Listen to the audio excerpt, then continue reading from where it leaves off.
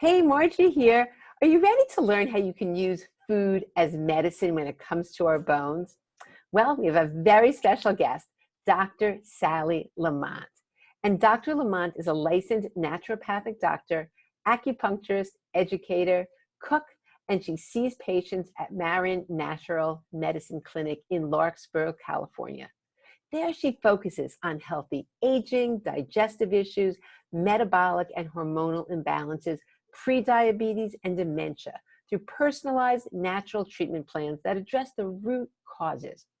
Dr. Sally has created DrSally'sKitchen.com for her patients and the public to share strategies and delicious recipes to beat chronic disease using food as medicine. She hosts the Healthy Immune Reset and other digital courses to empower people to take charge of their health and master the lifestyle changes that prevent and reverse chronic disease so they can feel better, get stronger, and live longer. Dr. LaMont earned her naturopathic medicine degree in 1981 from the National University of Natural Medicine and her Master of Science in Oriental Medicine in 1986 at Emperor's College of Traditional Chinese Medicine. As prior executive director of the California Naturopathic Doctors Association, Dr. Sally led the successful campaign to license naturopathic doctors in California, granting almost 40 million people access to natural health care. She was awarded Physician of the Year in 2001 by the American Association of Naturopathic Physicians for her work. And in today's talk, we discuss bones and how we can use food as medicine and really help achieve optimal bone health. So stay tuned. Welcome, Dr. Sally. I'm just really excited to be here with you and have you share so much that you've learned that can, I think, really enlighten the listeners. So thank you. Of course. Happy to be here, Margie. Well, today we're talking about bones and food and bones, but let's start out because, you're a naturopathic physician, and what do you see as the causes of osteoporosis in your practice? I really see it as a result of our modern lifestyle. We spend our days sitting inside eating the modern American diet. And it's those three factors, the sitting, the being indoors, and feeding ourselves a highly refined and processed diet that's produced this almost an epidemic of osteoporosis. Sitting has been called the new smoking because it's associated with almost all of the chronic diseases. And as you and your listeners know, weight-bearing exercise is so crucial for building the bone. And if you're sitting all day, you are not building bone. And then being inside is such a factor because we're disconnected from the sun. And the sun is honestly one of nature's big stimulants, and it stimulates the production of vitamin D in our skin cells. And we've got to have vitamin D to get the level of minerals into our bones. And then, the average American diet is flush full of refined and processed foods. So let's go a little beyond that. Like why, let's just delve into that a little bit. Like why, because people say, well, what's such a big deal about sugar? Oh, I eat organic sugar. Or what's the problem with the refined foods and the standard American diet and the processed food? Right. So overarching it all is that a highly refined and processed foods diet, primarily made from wheat and other grains that are refined into high fructose corn syrup and cookies, pies, cakes, donuts, croissants, ice cream, candy, sodas, all of that stuff promotes inflammation. And it does it through the process of something called insulin resistance. Insulin is a hormone made by our pancreas, and its job is to escort sugar from the bloodstream into the cell where it can be used for energy. The challenge is that a high sugar diet over a long time promotes higher and higher levels of insulin, which is itself inflammatory. but it breeds this other problem that is common to all of the chronic diseases: heart disease, diabetes, cancer, dementia, osteoporosis. And that's something called insulin resistance. And that occurs when the sugar levels are so high and the insulin receptors have become dulled, and they don't allow insulin to open the door on the cell wall to allow sugar to enter the cell and get used for energy. And insulin resistance it's the root of obesity and all of these chronic diseases. All that all that sugar that our body doesn't end up using gets stored as fat. And we used to just think fat was, this thing that made us safe from famine. And, we felt like, I'm thinking earlier in this last century, that was a sign of affluence and comfort. But it turns out that fat is not just this benign molecule. In fact, fat itself secretes pro-inflammatory cytokines, is the word that you might have heard in the days of COVID. Those are these pro-inflammatory compounds that the body makes. There's a place for them, but when we're carrying a lot of extra weight, that fat itself becomes a source of inflammation. So, and obviously type 2 diabetes is central to this whole insulin resistance and high sugar diet. So inflammation is a result of a high sugar diet, and that promotes bone loss. Absolutely. And right now with this pandemic, so many of these things, people are indoors, they're feeling bad, they're lonely, they're eating a lot more. I have seen such deterioration in people. Have you seen that as well? A huge deterioration in people's diets. Absolutely. Yeah, those comfort foods, and then the bread making craze that people got into, which, that's fun and it's okay on occasion. But no, there is no doubt. I've had a lot of people come in who have put on the COVID-19 or the COVID-15. and it is exactly from just kind of, resorting to what we used to think of as comfort foods. But we really need to reframe that and come up with another version of comfort. And it's true. And so many people have this insulin resistance. It's not that it's just the rare person. It's so, as people are aging, it's just amazing how many people, and they think it's no big deal. Oh, no, it's not a problem. Because, I'll just take metformin or I'll just take something. And they don't realize the good news is that there's so much that we can do. And food plays such a huge, huge role. So it's really exciting. So let's get into the diet. Like I know we could talk about this forever, but just in basic terms, there's so many variables, but what's important when it comes to diet? Well, I'm a huge fan of the Mediterranean diet. Across the board, this is a diet that has been shown to reduce insulin resistance, the risk and rate of diabetes, heart disease, cancer, dementia. And the reason is it is a plant-based diet. Now, when I say plant-based, I mean the bulk of the foods that are eaten come from plants. I'm not saying that you can't have fish, chicken, poultry, or even occasional red meat. Those have been and continue to be a part of the Mediterranean diet, but the bulk of the Mediterranean diet is coming from vegetables, fruits, nuts, seeds, grains and beans, and that's really what kind of makes the world go around.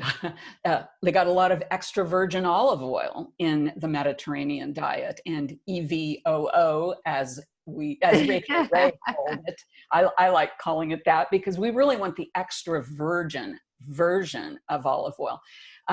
All these plant foods, and especially extra virgin olive oil, are rich in something called phytonutrients. So don't let that big word scare you.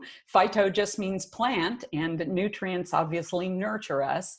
And extra virgin olive oil has a lot of these compounds, but so do all the brightly colored vegetables and fruits. And that's the key to this Mediterranean diet. These phytonutrients actually are, it's so interesting that nature evolved these plants to make these phytochemicals or phytonutrients really to protect themselves from drought and pests and over being burned by the sun. But we have co-evolved with these plants, and our own cells have receptors for these phytonutrients, and they actually speak to our genes and upgrade a whole set of genes that reduce inflammation. So it's clear to see how a plant-based diet could be really good for bone density because it's dialing down inflammation, dialing down oxidative stress. That's great, which both contribute to bone loss. So let's go Exactly. even further now. Let's just talk about bones, and let's first talk about what's essential, and then let's take it the next. Well, let's start with that step one, and then afterwards we'll talk about how we can get these vitamins and things, what we could get from our food. So why don't you tell us about what, minerals, what do you think specific minerals are needed to build bone? Well, no doubt the minerals that are needed are calcium, magnesium, potassium, but also phosphorus, boron, and silica, and in the end, the array of trace minerals. Now, these are abundant in the plant kingdom. And I want to say we normally think of calcium when we think of getting the minerals we need for the bones. It's almost like calcium is the only mineral that matters, but it doesn't. It is primarily what bone is composed of, but it's also composed of a matrix of various proteins and other minerals, and that's where magnesium and potassium and phosphorus come in. So I want us to think beyond dairy products. Yes, we can have yogurt. That's a really good source of calcium and some of these other minerals. But dark leafy green vegetables, the cruciferous vegetables, we'll go into all of that here in a few minutes. But these plants are the primary sources. Nuts and seeds too have a lot of minerals in them. And then there's the vitamins like vitamin D and vitamin K2, which are totally essential. Vitamin D is essential for making sure that these minerals become absorbed. And I want to just backtrack 1 minute and tell you something that I think is really important. And it's in the news today, really, this last month. And what I want to speak about is the role of acid blocking drugs and the problems that they cause for all of us, men and women, primarily women dealing with osteoporosis. Acid blocking drugs, we're particularly talking about one called omeprazole. This is Nexium, the purple pill, or Prevacid or Prilosec. These drugs are used for heartburn, and they block 99% of our stomach acid output. Well, that sounds like a good thing if what we want to do is dial down reflux esophagitis. We don't want that acid coming back up from the stomach to burn the delicate esophageal tissues and cause terrible heartburn and potentially even esophageal cancer. So the problem is the people who are using these drugs long-term end up having a poor absorption of minerals. Minerals need to be absorbed in an acidic environment, and the stomach is releasing acidified food that the small intestine then begins absorbing. So when we turn off that acid production with those drugs, we impair mineral absorption, and those have been linked to osteoporosis. There's really no doubt about it. And just a little bit more about that drug. It says on the label that those drugs should be used for 14 days, but most doctors put people on those drugs without speaking to the black box warning that's on the drugs, and people stay on them for years. And then just last month, a new study was released retrospectively looking at patients who'd been hospitalized for COVID-19, and the people who are on these acid blocking drugs twice daily, long term, have a higher incidence of acute respiratory distress syndrome, because that turns off the acid bath that is supposed to keep microorganisms out of our body. So I just really wanted to make sure I told your listeners about that. And, you know, there's so many wonderful things you can do to help stop heartburn. So I want to direct you guys to my website, which is drsallie'skitchen.com. It's Dr. Sally's Kitchen. And Margie will have it in the show notes. But there you can read an article and download a PDF on natural ways to handle heartburn healthfully. So it's just really important to minimize the use of those drugs and make sure that you're putting the minerals in so your body can really absorb those. I'm so glad you brought that up. It's really interesting because there's a Dr. Wright in Washington State. Yeah.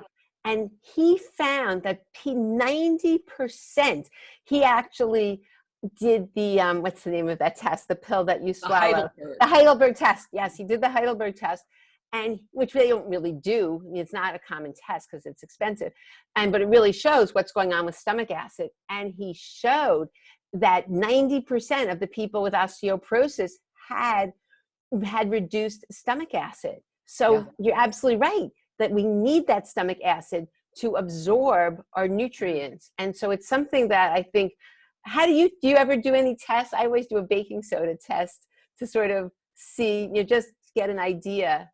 Do you do any tests with your patients on? Yes, and sometimes I'll have them start adding a capsule of hydrochloric acid back in. That's another one of Dr. Wright's challenges. Yeah. You increase your intake capsule by capsule until you start to feel some acid reflux. And then you've reached the point where you've got enough supplemental hydrochloric acid to help your body digest food, because it's not all about the acid either. It is about the valve at the base of the esophagus. It's actually a sphincter. It's called the lower esophageal sphincter.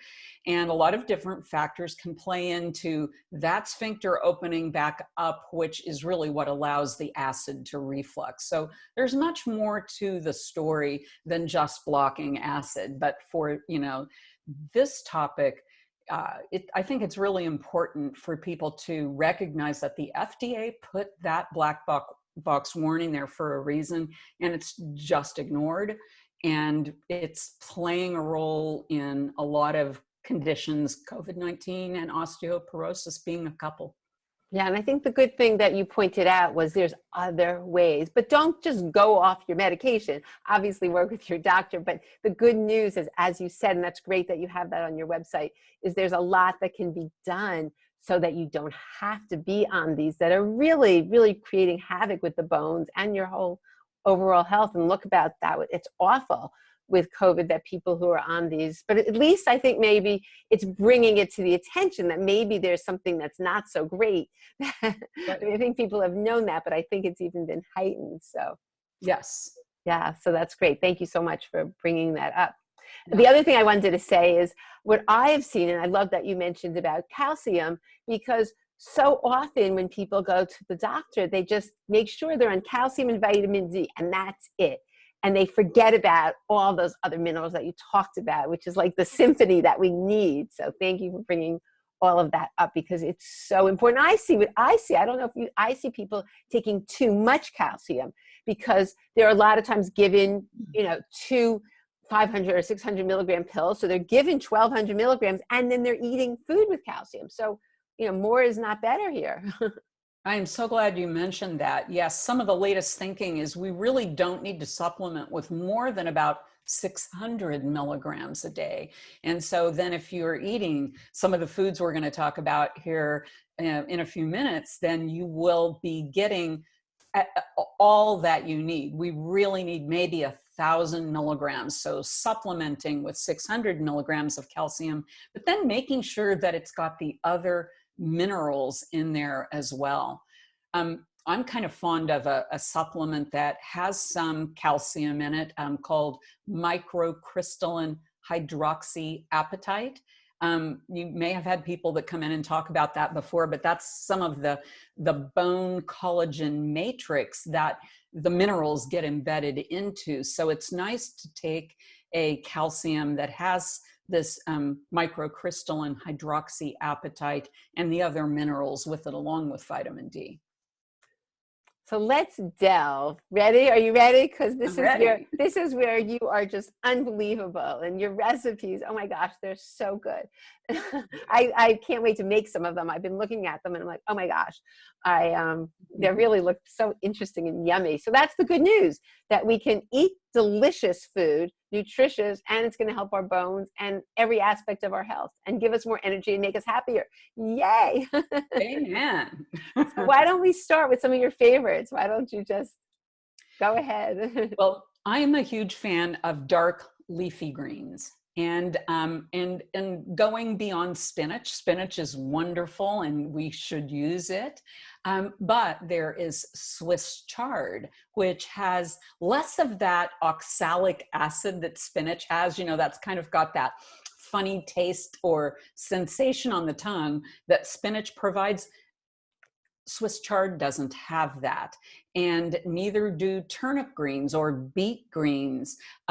Kale has less. There's arugula. And so any of these dark leafy greens are something to bring into your diet every day. You know, you could have your eggs on a bed of greens. You can put some greens into a smoothie. Of course, a big, beautiful salad every day. And sauteed greens are delicious. And I've got a recipe for sauteed greens with mushrooms.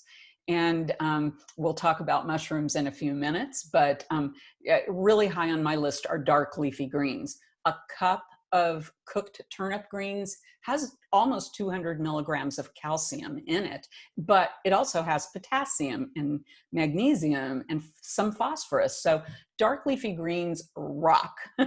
And right along with the dark leafy greens are the cruciferous vegetables.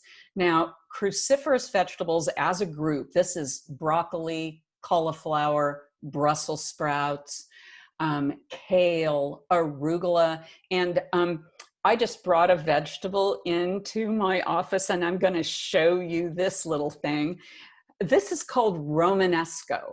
Romanesco, and I'm going to try to get it up close. Oh, we can see it. That is one trippy looking But vegetable. you know what? I'm going to make you big for a second. Hang on. I'm going to, so everybody can see it. Hang on. Let's. And my light doesn't make it as green, but this is bright green like broccoli. And what you might notice about it is that it grows in a spiral. All the florets, because this is a cross between broccoli and cauliflower, naturally occurring, I think. But everything grows in a spiral, and it has that Fibonacci sequence that Dan Brown talked about in the Da Vinci Code. It is a very tripped out vegetable. And because it's a part of the cruciferous vegetable family, that whole family, broccoli kind of as the main star, and broccoli seeds. We don't want to forget about broccoli seeds, sprouted broccoli seeds. They all contain a group of sulfur-containing compounds, the most important of which is called sulforaphane. And sulforaphane is actually formed when we chew these vegetables up. And sulforaphane is pretty amazing stuff. It has been shown in cell culture and mice studies to stimulate osteoblasts to lay down new bone. And I think your viewers probably all know that osteoblasts lay down bone, and then osteoclasts kind of come up. I think of clast as like a claw. It claws away bone and remodels bone. So osteoporosis happens when there's an imbalance between bone laydown and bone erosion. And the sulforaphane in the whole cruciferous vegetable family helps improve osteoblast function and keeps the osteoclasts from removing too much bone. But these sulforaphane compounds don't stop there. They're really helpful for detoxification, and especially helping to detoxify estrogen through what's called phase 2 liver metabolism. So we use sulforaphane, or there's a variety of different things on the market, I3C or DIM. These are extracts of broccoli seed that improve estrogen metabolism and balance out what's called estrogen dominance.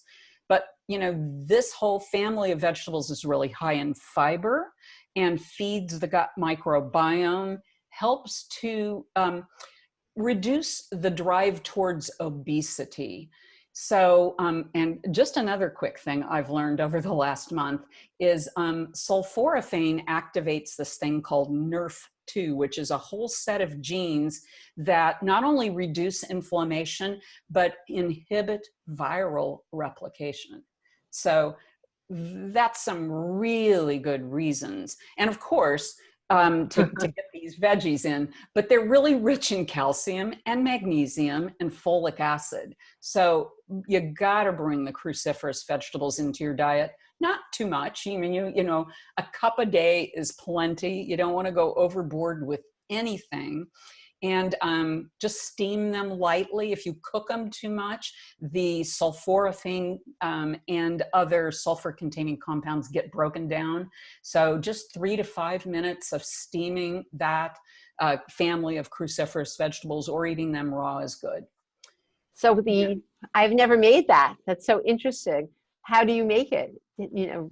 Well, what I do. What do you do with that? Yeah. Yeah, you tear off these little florets, and then you just steam them. They're just little cute. So basically you treat it like a broccoli or cauliflower? Is that how exactly. You do it? You could, I mean, I think it's fun to lightly steam them and then put them on a crudité platter, dip them in some hummus, dip them in like a chimichurri aioli. Chimichurri is that parsley and cilantro and oregano sauce. It's an Argentinian steak sauce. If you mix it with a little mayo, you can make a chimichurri aioli. Anything is good dipped in that. But you can steam them and just drizzle a little olive oil or salt over them, or lay them out on the little florets out on a baking sheet and bake them for 10 or 15 minutes and enjoy them. And they just almost taste exactly like broccoli. Oh, it does. Oh, okay. Because I was wondering if there was a different, because it looks different. So if there was a different taste at all. Not really. So can I go on with another food? Yes, go on. Please. Really critical are the omega-3 rich foods, primarily fish. And you know, it's a very big part of the Mediterranean diet. We're generally recommending that people eat the smaller sized fish, not the big giant fish like ahi, tuna, and shark. They tend to absorb more mercury. So we're not talking about overdoing it on those kinds of fish, but we're talking about using what are called the smash fish. That's salmon, mackerel, anchovies, sardines, and herring. And of course, cod fits into that list, just not the smash name. But these and fish. Wait, one thing I wanted to add, make sure with the bones though. Yes, thank you for saying that, Margie. And especially canned salmon is where you're going to get those bones. Canned salmon, I always buy canned salmon with the skin on the bone and the bones.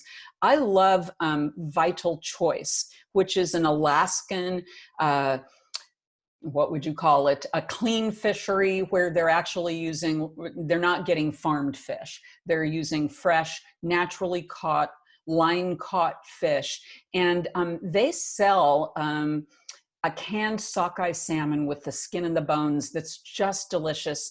And then you get the extra benefit of these bones. You don't even notice them because they just mush right up, and you can make a salmon salad with it. And on drsallie'skitchen.com, I actually have a recipe for salmon salad. So I don't make tuna salad anymore, even though, I mean, it tastes good, but tuna has too much mercury. So just sub it out, use canned salmon with the skin, which has got the extra essential fats right under the skin, and the bones. So it's actually costs less to get it with the skin and the bones, because some people just think ick, but in reality, that's a more nutrient dense form. So these omega-3 oils across the board lower inflammation. And then, of course, there's the additional calcium in the bone. So I think that that's a really important thing. But then nuts and seeds are another great source of minerals, and like calcium and magnesium. Almonds have a little more calcium, cashews have a little more magnesium. But in general, nuts are, I think they're a wonderful balance of carbohydrate, protein, and fat. They're kind of like a third each, but they're packed with minerals. So they make a great mid-afternoon snack, just a handful. Of course, if you get carried away, and many of us have, you know, you don't want to sit there and eat a cup of nuts because they're going to come in at, 800 calories, quarter of a cup. Put it in a little container when you measure it out is what I'm saying. So you get the benefits without going overboard and getting extra calories that you may not want, but they're really good at delivering highly absorbable minerals, omega-3 fatty acids, though not everyone can convert the kinds of omega-3 fats into the EPA and DHA that's naturally found in these cold water fish. So that's why I like them. A few things. Another really Vital Choice, I actually had a whole podcast from Vital Choice. He came on and it was, and there's actually even, I have to remember what number it is. It's early on in my podcast, but if people go back, there's a whole, because it is delicious. Vital Choice is so good. I absolutely love the sardines. They're just delicious. And I'm glad you mentioned it. And he really they really are so careful, and everything's tested. And I'm so glad you brought that up, because it's really, really great. And there's actually, so if you go back in the podcast, there's a coupon for Vital Choice as well. Right. And so it's, Randy really Hartnell great. Is the name. Yeah, Randy. You know what I'll do? I'll put the coupon at the bottom of here as well, so people can utilize that. So thanks for saying that. I think that's such a good point. So continue. You're really, I'm getting hungry, and I love the nuts and seeds, and I have to do just what you said. I could eat an entire bag.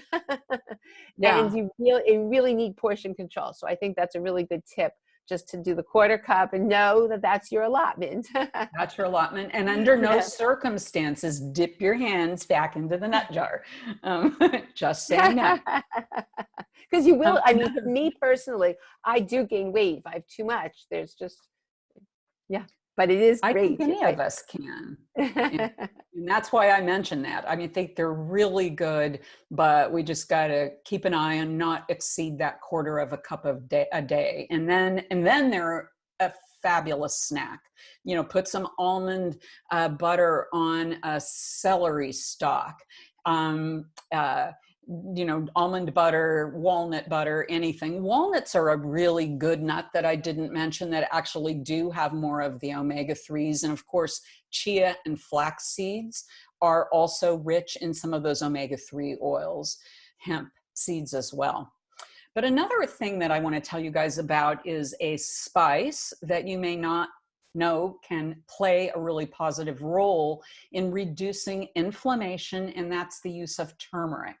So I should have grabbed some like I grabbed the Romanesco. Turmeric is a red root, or a rhizome technically. It looks like ginger root, only a little smaller and a little darker. And when you cut it open, it's brown, a bright red, orangish red on the inside. And, you know, turmeric is really a cousin of ginger. And turmeric contains curcumin, which is the most potent anti-inflammatory compound discovered yet in nature. It's one of those phytonutrients. And there's some new research suggesting that curcumin may reduce the ability of COVID-19 to bind to those ACE receptors, blocking its entrance into the cell. So that's just kind of what's in the news right now. But turmeric, and particularly curcumin, have been used for millennia. I'm a licensed acupuncturist in addition to being a naturopathic physician. And back in acupuncture school 25, 30 years ago, we learned about turmeric as a potent anti-inflammatory. And because it dials down inflammation, it helps to reduce the osteoclasts from breaking down too much bone. So it's a really important nutrient that I think your listeners should bring into their diet if they haven't. And of course, there's juices that have turmeric in them, but the place where it's usually used is in curries. And on drsallie'skitchen.com, I've got several recipes that include turmeric, including my red lentil dal, which is an ancient Indian, it's a kind of a cross between a soup. It's a soup. And as such, it is, it's very flavorful, really delicious, and very rich in turmeric, a nice plant-based dish that you can integrate turmeric into your diet with. Oh, I'm going. I've seen all your recipes, but I haven't made them. Oh my God, but I love lentils and I love curries. Oh my gosh, that sounds so incredible. Delicious. I'm glad. Well, I've got just a couple of more okay, great. that I think we should touch base about. And one of them is collagen. So collagen is a protein that is generally found in the bone, and it comes out when we make bone broth. So bone collagen peptides are important for improving bone density. Now, you know, you might think of taking collagen for your hair or skin or nails, but in addition to those tissues, they have proven that collagen helps to build bone because the matrix of the bone is collagen. So get some bone broth, make some bone broth. I actually have a wonderful recipe for bone broth on Dr. Sally's Kitchen. And then you can also take a bone collagen powder and throw that into a smoothie. Or I just like having a container of pre-made bone broth in the refrigerator. And I try to drink a cup of bone broth a day. It's rich in protein, rich in collagen. And for women and men who might not be eating enough animal protein, it's a way to get some concentrated protein as well as the collagen. Great.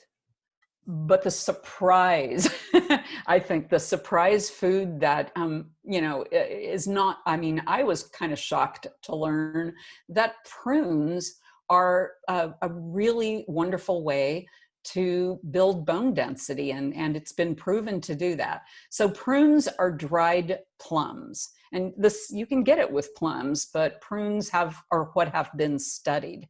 And so prunes, you know, they think that the way prunes help improve bone density is because they're very rich in vitamin K2.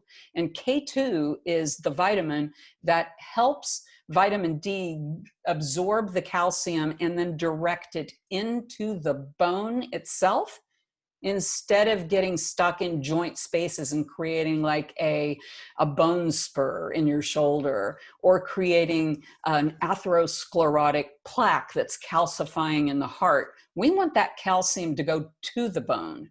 And that's where vitamin K2 is really helpful. And prunes are rich in K2, but they also have magnesium and potassium in them. And some studies, animal studies, mice studies, and cell culture studies have shown that that prunes rich in K2 can reverse bone loss seen in osteoporosis. And, there are studies to back that up. It's pretty amazing. And so the way to get those into your diet are just to soak. The studies have shown 5 to 6 prunes per day does the trick. So I think it's a good idea to take the prunes, dried plums, and soak them in a cup of water and overnight. So I like soaking them overnight and then getting up the next day, pouring that water off. And of course, out of the water goes all this sugar, because dried fruit concentrates sugar, and we don't need that extra sugar. And it's also kind of nice to hydrate the prunes, so it's not like the icky, dried, hard prunes that we might have had. Makes them soft and succulent. And they're, of course, very high in fiber, and they hydrate the stool and make sure that we all have our good, regular, daily bowel movement. But most importantly, the K2 in there is going to help your body to build some bone density. So besides just eating them as a snack, or throwing them into a smoothie or some oatmeal, you can mush them up and mix them with some nut butter or with ricotta cheese, and roll that out on a piece of gluten-free toast. And that's kind of a fun, tasty way to use some prunes. Oh, this has been so great. This is just really good things that we can put into our diet that are going to help our bones and overall health. It's just fabulous. And I can't wait to really work on your recipes. But you have something else that for people who really want to delve deeper into this. Can you tell us about your program that you're doing? Yes. Now, next month in September, at the end of September, I'm going to be starting a digital course that's going to run 5 or 6 weeks, and it's called the Healthy Immune Reset. And, of course, at this time, we're all staring down probably the worst cold and flu season ever. And then you add this new pandemic in on top of it. And we really need to come to terms with the way we eat and live, because just in the same way that this sad standard American diet that we've all grown up eating impairs bone metabolism, it wreaks havoc on our immune system. So I'm going to take people through information about their immune system, so we learn more about what that unique system is, and then really focus on using food as medicine to support our immune system. I've done a few of these digital courses, and what people really like about them are the cooking demos and videos. So I'm going to teach people how to make a super bowl, a superfood bowl, and trade out different nationalities and mix and match. And I'm going to teach you some stir fry magic, and share a set of autumn soup recipes. Basically, just want to help you learn how to eat in a manner that truly supports your health, so that you can feel better and grow stronger and live longer. Isn't that great? All these great benefits, and you're going to be eating delicious food. So it's not that you're giving anything up. You're just making swaps for delicious food. So it's just such a win-win situation. Oh my gosh, this sounds amazing. Oh my goodness. I'm loving this course. This sounds so great. So it'll be fun. Thank you. Oh, it sounds fantastic. And isn't that nice when you have these techniques then, and then you can put them into your life so that your life is richer and your bones are better and you're happier. It's just a win-win for everybody. So I can't thank you enough. There's so much more we could talk about, but you've really covered the basis. And I think that you've given us some really good tools that we can put into our diet, into our life. And thank you so, so much. Is there any last thing you want to leave us with?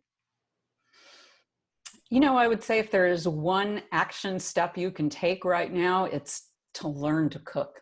I mean, really, because so many of us have kind of relied on restaurants to do that for us. Start slow, but just learn how to feed yourself. It is fun. I mean, sure, there's some flops now and then, but the more you practice, the better you get. And I say when you learn to cook, you will never go hungry or be bored, because there's a wonderful world of food. And that's really, my website focuses on foods from around the world. I mean, the Mediterranean diet, Southeast Asia, I've got a Thai coconut ginger soup. So it's not just eating the same old, it's experiment and have fun in the kitchen. So that's great. And we'll have your website in the show notes. And you said it was just Dr. Sal. It was, do you want to say it again? Yeah. www. Yes. DrSally'sKitchen.com, and it's Dr. Sally's and no apostrophe, just DrSally'sKitchen.com. Dr. Sally's And then Kitchen. you also have something when they go on, right? They can also. Yes. I've got actually a few different PDFs that you can download, and I'm putting out one that's actually, it's grown into an ebook, but I'm putting out a PDF, the top 10 ways to boost your immune system, to supercharge your immunity. And then that has actually grown into an ebook too. And all that will be out next month. Oh, So, that's also wonderful. So thank you. It's been such a pleasure, and I really enjoy being with you. And thanks for sharing all this great information. me too, Margie. Thank you for having me. I hope you've enjoyed my interview with Dr. Sally as much as I have, and now have a better understanding of how you can use food as medicine and really put some of the tools she taught us into your life, because they're so very powerful. All the links we talked about will be in the show notes. So bye for now, and I look forward to seeing you on the next episode.